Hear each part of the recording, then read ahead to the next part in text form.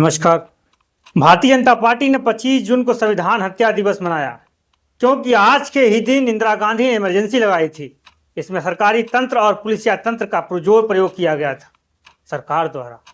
इसी इमरजेंसी को लेकर राहुल गांधी ने कहा था कि यह गलत निर्णय था, सही नहीं था। यही राहुल गांधी ने अपने पिता के हत्यारे को भी माफ किया था। जो व्यक्ति अपनी दादी के फैसले को गलत बताता है और अपने पिता के हत्यारों को माफ करता है, वो अपनी राजनीति को यह पहचान देना चाहते हैं कि जो गलत है वो गलत है, गलत था। लेकिन इसी इमरजेंसी आपातकाल का समर्थन आरएसएस के तीसरे प्रमुख बाला साहेब देवरस ने समर्थन किया था। इंदिरा गांधी का इमरजेंसी का यह जगजाहिर है कि आरएसएस के इशारे पर कौन सी पार्टी चल रही है।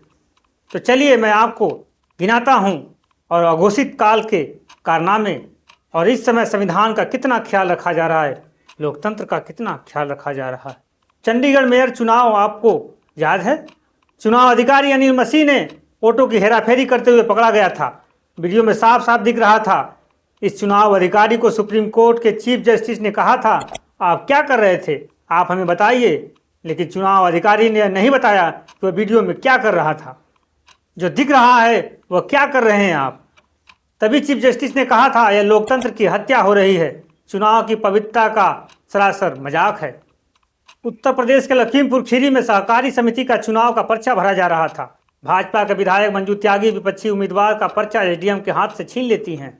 यह क्या हो रहा था, एसडीएम साहब के हाथों से पर्चा छीन लिया जा रहा है। वो विधायक मंजू त्यागी भाजपा के विधायक, उन पर क्या कानूनी कार्रवाई की गई एसडीएम साहब के द्वारा।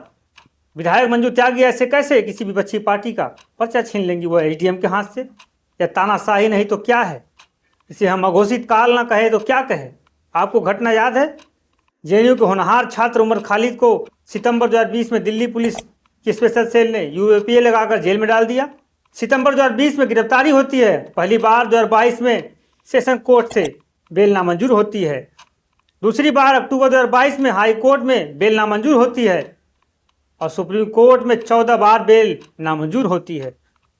सितंबर 2022 से लेकर सितंबर 2024 तक के दौरान 2 बार इंटरिम बेल मिली उमर खालिद को, वह भी 7-7 दिनों के लिए, कुल 14 दिन के लिए। राम रहीम का नाम तो आपने सुना ही होगा, आप लोग जानते ही होंगे। अच्छे खासे नेता अभिनेता वहाँ मिलते थे उस बाबा से, उस रेप के आरोपी बाबा से। बाबा जेल भी गया रेप के मामले में।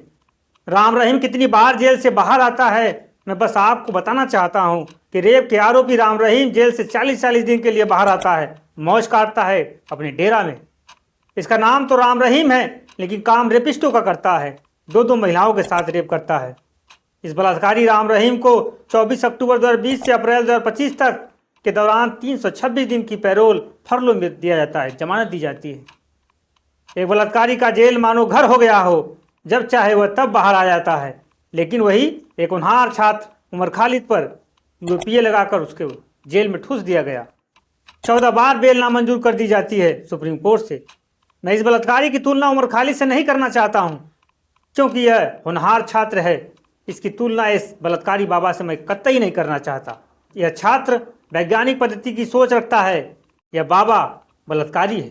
इस बलात्कारी की तुलना मैं इस छात्र से कतई नहीं करूँगा, न करना चाहता हूँ। लेकिन मैं यह बताना चाहता हूँ कि यह होनहार छात्र यूपीए के केस में उसकी तमाम बेल को कैंसिल कर दी जाती है, लेकिन एक बलात्कारी बाबा राम रहीम, उसको 326 दिन बेल मिल जाती है। इस बलात्कारी बाबा को, जिसमें 40-40 दिनों की बेल मिली है। एक छात्र का जीवन बर्बाद हो रहा है, एक बलात्कारी को धड़ाधड़ बेल मिल रही है। यही हमारा लोकतंत्र है।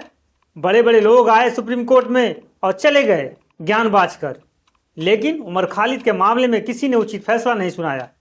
एक बलात्कारी बाबा को चुनाव से पहले छोड़ दिया जाता है, जाइए अपने डेरा में मौज काटिए। यह अघोषित आपातकाल नहीं तो क्या है। वह इमरजेंसी थी, लोकतंत्र की हत्या थी, तो यह अघोषित काल है। लोकतंत्र में सबको न्याय मिलना चाहिए।